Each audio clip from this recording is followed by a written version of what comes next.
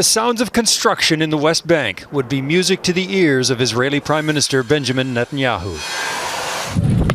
Surveying another settlement south of Jerusalem, Netanyahu pronounced himself excited.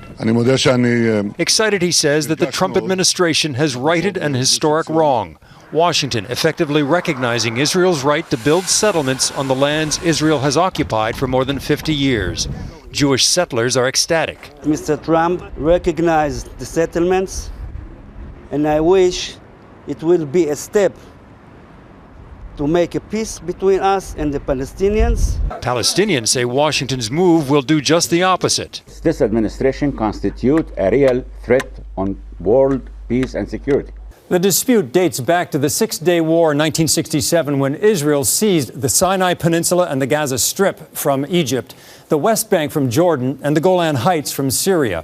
Israel eventually gave up control of the Sinai and Gaza, but in the Golan, and particularly in the West Bank, scores of Israeli settlements in blue have been established and expanded over decades in the midst of a large Palestinian population in orange. Especially contentious is Jerusalem, a holy city for Jews, Christians, and Muslims. It was divided before the war, but Israel controls all of it now, and the United States no longer objects.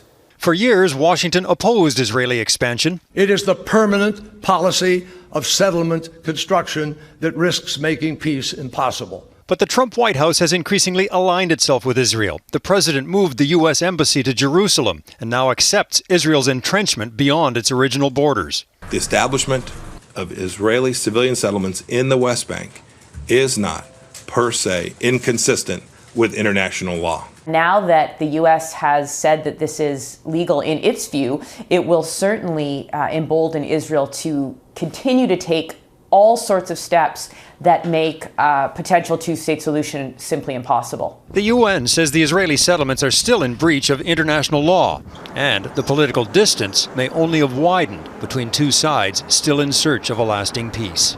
Eric Sorensen, Global News.